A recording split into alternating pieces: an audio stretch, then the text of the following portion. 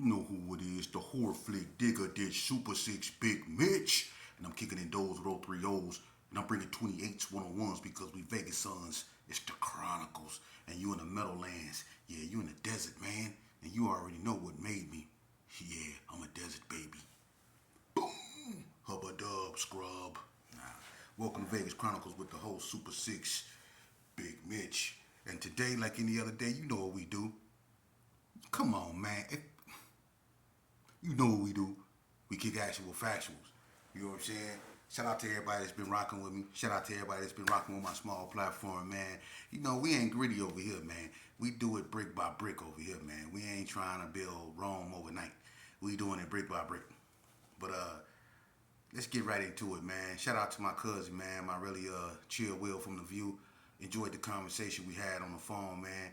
We kicked actual factuals, man. You know what I'm saying? I really appreciate the insights you gave me that I didn't know about the View, man. And I can't wait till we sit down, man. And you can come on here and introduce yourself to the audience, to my audience, man, and let them get to know who you are and, the foundation, how the View came into existence and everything that got to do with the View, man. So hopefully we can get that and put that together, man, and get this thing rolling, man. And shout out to you, though, loved one. Shout out to... I think his name Ace Man, Spade, the brother from Dogtown that reached out to me and tried to give me a little insight on Dogtown. I didn't know that Dogtown, aka the Pueblos, y'all got interesting history. 207. I didn't know, that y'all were, Dogtown, which y'all was Dogtown, Gangsta Crips or something like that, or Pueblo Gangsta Crips or something like that, but people in the area was so used to y'all being Dogtown, I guess that didn't catch on. And y'all went back to what y'all were initially were. But I did not know that all, the Dogtowns turned White Street. I didn't know that. See, that's new to me. See, that's history and things that happened after I was gone. But, hopefully one day I can get you on here, you know what I'm saying? Shout out to you. And you can bring clarification to that. Because a lot of people don't know that the reason why the Pueblos or, what y'all call yourself, Missouri Ave, Missouri Gangsta Crips, or Missouri something like that. A lot of people don't know that the reason why the Pueblos fell out with Diana Street was because of the gray rag, right? And it was over the color of, I guess Diana Street was wearing gray too, you know what I'm saying? And I guess there was a conflict when y'all started wearing or whatever. But you also said that the reason why y'all turned White Street is because, the White Streets helped y'all hold down your neighborhood, when the Cali boys tried to take it over. Now let's keen in on that. When the who tried to take it over, the Cali boys, did they succeed in taking it over? You said no, y'all ran them up out of there, right? And I never heard of the Cali boys taking over the Pueblos and nothing like that. So as you can see, it ain't just me. I can't wait till you bring you on here so you can tell everybody, so they don't think it's just me and they be saying I be hating on Cali and all that. So I hope you can, come on here and spit that so people know that it has been, Cali boys that tried to come out here and take over things and it didn't turn out too good. You know what I'm saying? And you another example of that. So shout out to him, man. Shout out to the Pueblos, man. And hopefully we can get more of y'all history on here, man. Another question that was put out to me, someone said that the Gersons and the Donnas hooking up together was all about the rolling 60s. No, it wasn't. The Gersons and the Donnas hooking up had nothing to do with the rolling 60s. Okay?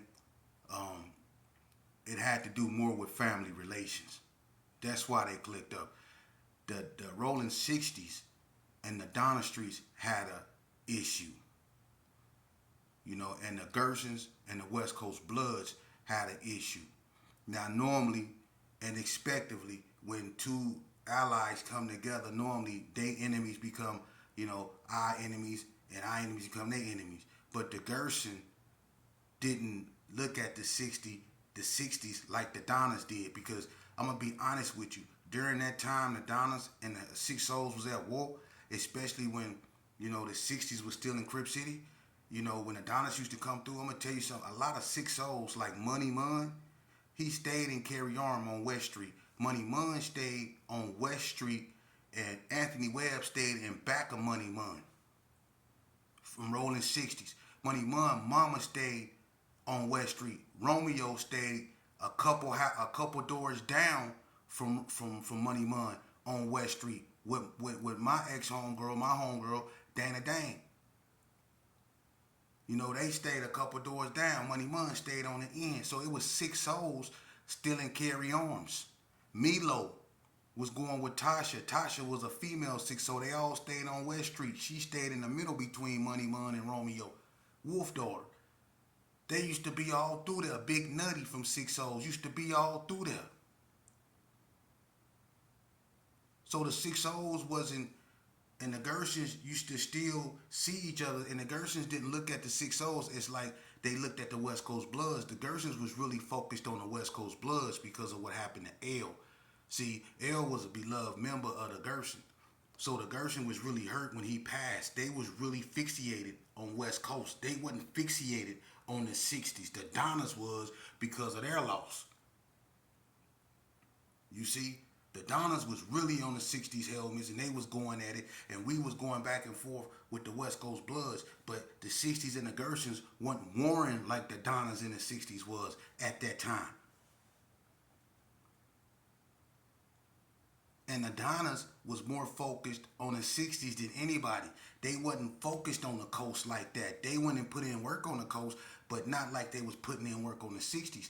And the Gershons went and put in work on the 60s, but not like they was putting in work on the coast. You see? Me and Boy Pop, we stayed cool. You know? And I'm going to tell you who else was cool during the Donna 60 war. That was cool, is that used to see them together like this. And that was Gangsta Bo and Skeet, Scotty. When Gangsta Bo first got out the joint, and I think that was in early 89, mid 89, Gangsta Bo was in carry arms. And him and Skeet used to be together. And Gangsta Bo 6-0.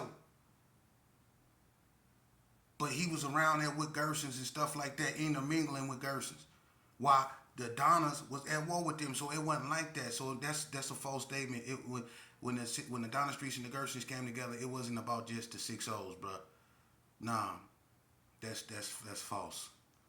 You know, but I love answering y'all questions though. You know, and someone asked me about Henderson. I spoke on Henderson, and how do Vegas look at Henderson? Do we look at Henderson as being off brands? Nah, in the penitentiary, Henderson ride with Vegas, and I know a few Henderson hogs. I know of Highland Village Gangster Cribs or Highland Village Gangsters or whatever you want to call them. The Los Hermanos, I knew of them first. I've been knowing the Los Hermanos since the mid 80s. You know, and the hogs and stuff like that. I know Norman Bates, Nightmare, Milk, a few more of those cats up over there. You know, they was always solid individuals. But one thing about Henderson, you know, Henderson is looked at like, you know, I would say like South Central look at Compton. It's just another part, you know, of Vegas to us. You know what I'm saying? Even though they got their own identity, when we in the penitentiary, we don't look at Henderson or nothing. You know, and Henderson don't look at none of that neither. It's all about Vegas. It's all about Nevada. You know what I mean? And they won with Vegas. So we don't look at Henderson as being weak or off brands or nothing like that. We look at them as being our people. And we look at them like we look at ourselves, you know? And I'm pretty sure they feel the same way. You know, but yeah, shout out to Henderson, man. But you know, who we don't look at as a part of us is Reno. Reno suck. Yeah, I said it. Reno don't deserve to be in Nevada. They should be a part of the Bay Area. They let them Bulldogs, Fresno, Stockton, Richmond, Vallejo, Sacramento, all them areas up over there just come over there and just take over their little old turf. Reno, man, look, I got more respect for Fernley, Nevada than I do Reno. I got more respect for Battle Mountain than I do Reno. I got more respect for Knox County than I do Reno. I got more respect for Pioche, Eureka, Hawthorne, Elko. I got more respect for places like that than I do Reno. And I'm for real. Those dudes. But shout out to my family out there. But I want to tell y'all a quick story, man, about something, man, in this game. See, people so used to hearing platforms and other dudes talk about how they was out there, they was putting in work and stuff like that, man. You know, I could talk about that all day, how I made people's lives, miserable. But I'm going to be honest with you. That's glorifying that stuff because, I'm going to tell you the truth, man. I'd rather talk about, when things didn't go my way because I like to home in on the consequences because that's what we tend to forget about when we play this game. It's the consequences. And that's one of the most important things about this game, the consequences. Because we all suffered from them and we all left with scars on our face. You can look at it and tell we suffered from them. But I'm going to tell you something about this game that you can show respect, man. And it's called What Goes Around Comes Around. And, I want to say, I want to send my deepest condolences to the Sioux. They lost my buddy, man, Chuck, man, Loki C. Rest in peace, man. That was a real dude, man. I grew up with Chuck, man, and that was my celly and everything. We on so much borrowed time. That's why I'm bringing y'all these stories, man. Loki C was a good dude. Ain't nobody perfect. We all have our demons, but that brother right there, he always managed to smile in the storm, man. And I respected that dude, man. He was a cool cat that didn't change, man. And rest in peace. And my condolences to his family, man. But, he was from the Sioux, man. And I got a story about the Sioux, and it involved, I don't know if y'all remember Fat Chill from Sydney Sioux. Me and Chill, when we was little kids, right? Vegas Chronicles. We was talking to the same female. Oh, this, how them females be talking to two dudes on the phone. You never see the female, and you just know her voice. We in that stage of the game where it's a female that's well known. You know what I'm saying? And I think her name was Shadonna. She was about the north or whatever, and she's known for talking to different dudes and stuff like that. Shadonna and Nikki, if anybody know them, and she known out the whole north. I think Roy Loke got babies by, and a whole bunch of Trent from ABM got babies by, and all kind of things. But she was known for being starting a lot of stuff and putting dudes on the phone that was from different neighborhoods, and that's how dudes be getting into it. Well, me and him find ourselves on the phone, and we get to disrespect. You know what I'm saying? I really don't know him back then. I'm a youngster, he a youngster. But we get to disrespecting, and we was on the phone disrespecting to the point to where I really was in my feelings and I wanted to catch up with this cat.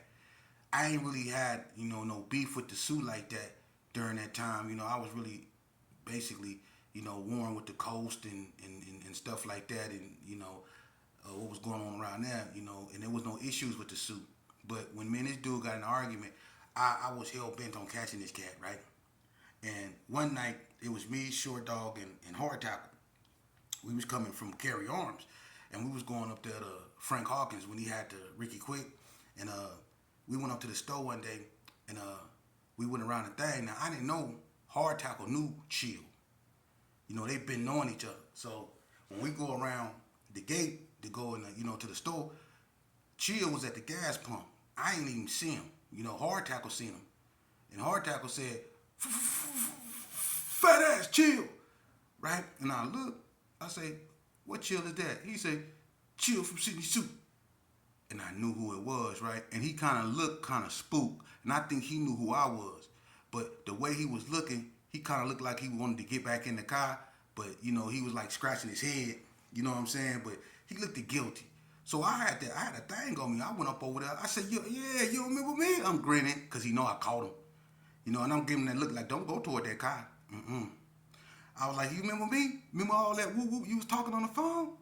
And he's scratching his head, real fat dude, right? I walk up on him. I say, you remember me?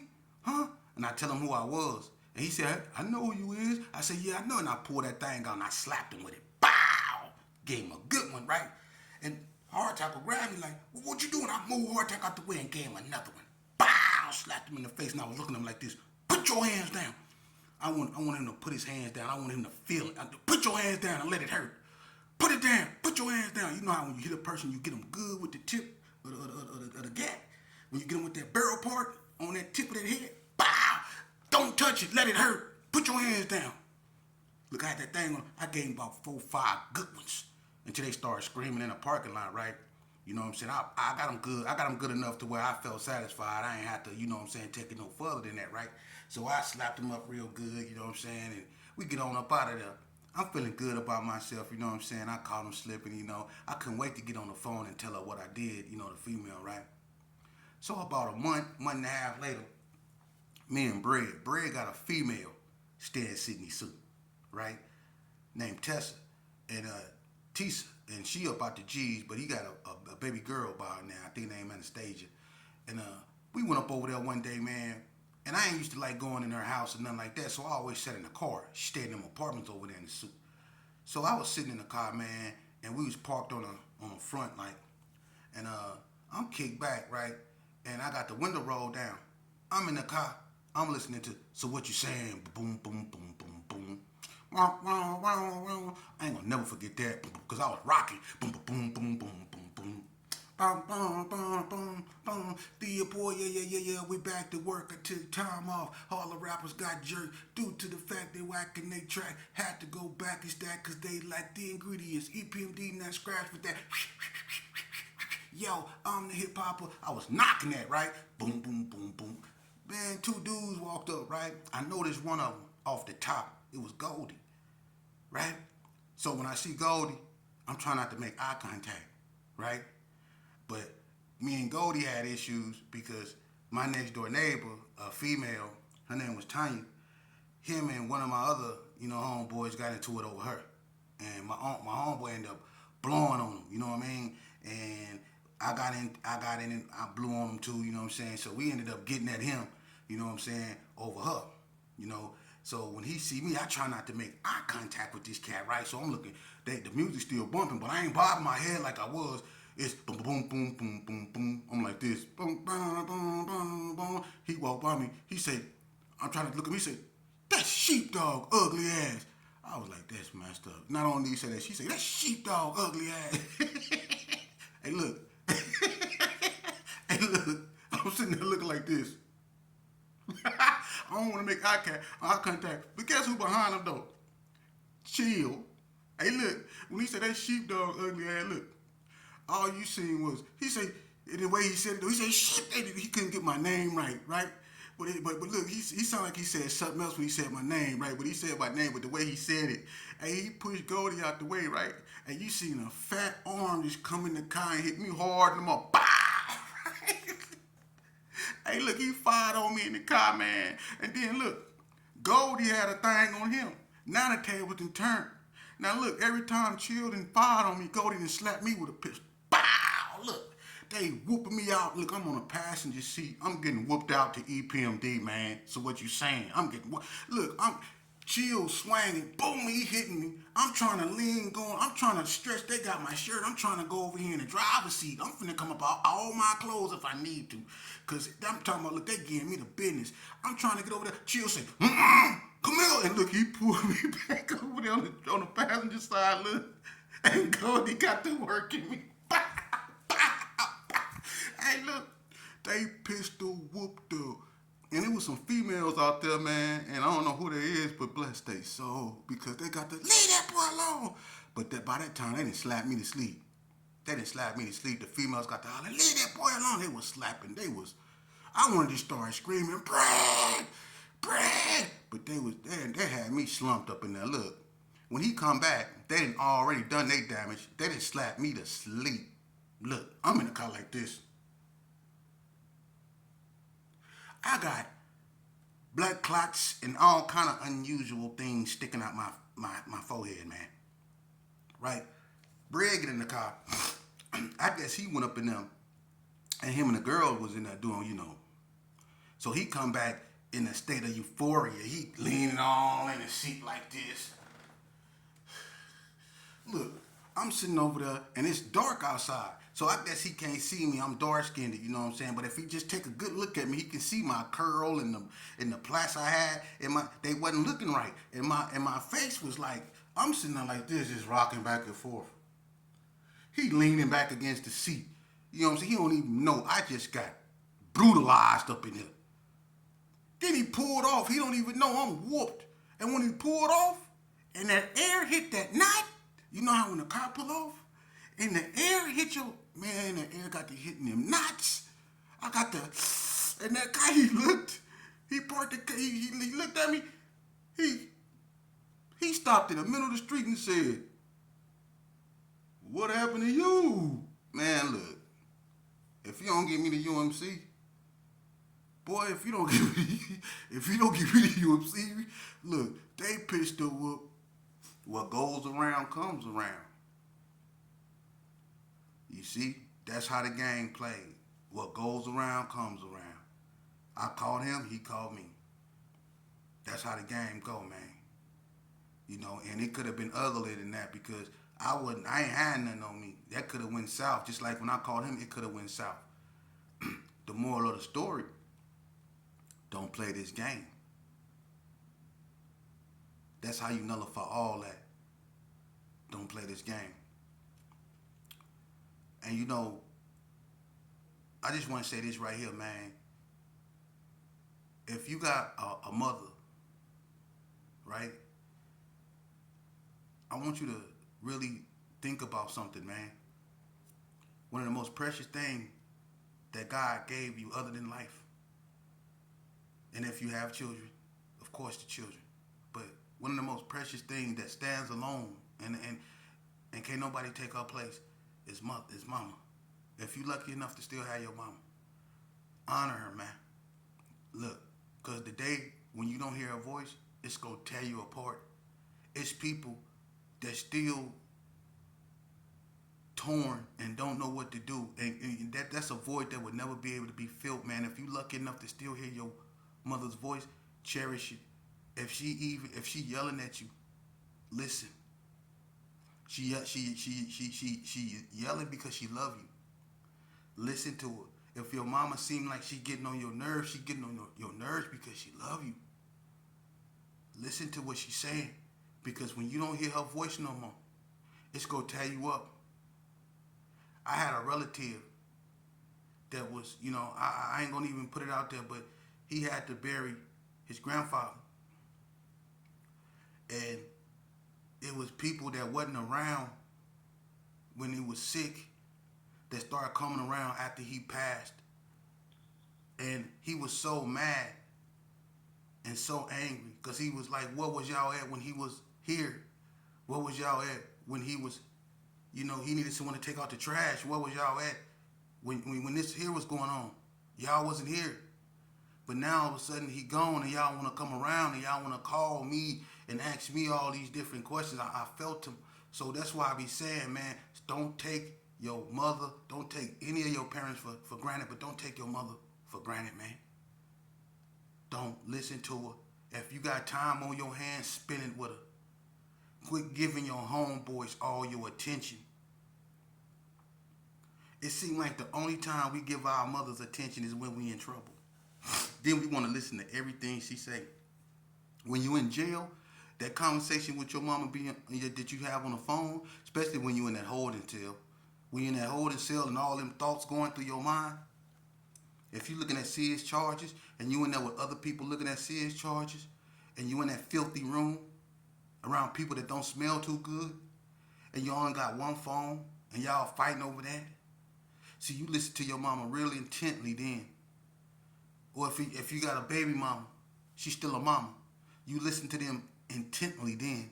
You clean to every word they say, and then you say, I love you so many times on the phone before you hang up. You love her, you love her. You make that word love so powerful over that telephone, man.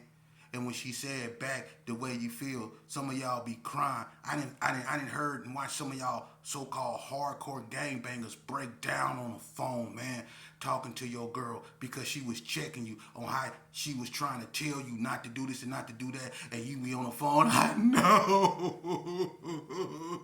I know. I'm sorry. I'm sorry. Yeah, I was on there watching y'all do that a whole bunch of times. I be sitting up over there, lips white, asking you go eat that sandwich?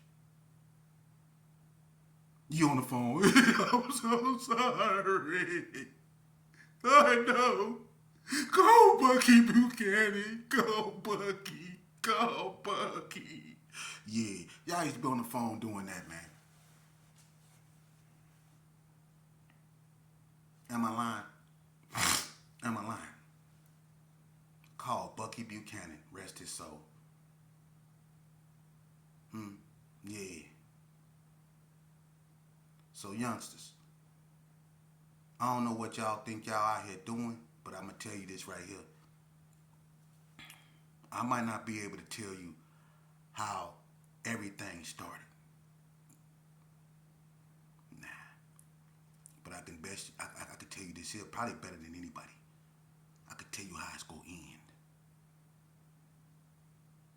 I can tell you that. If you sign up for this, expect a long life if you lucky. Expect a long life of depression, disappointment, anger, denial. Yeah. See, that come along with signing up for this. So you gonna find out your friends is really your foes. See, you gonna find out that the biggest enemy that you have is yourself. You gonna find out that the only thing that awaits you in this life is, you know, the unaliving part and the cage. Ain't no in-betweens. It's not. Now, I'm gonna tell you something, man. You got some dudes that was all about that life back in the days. But I'm gonna tell you something.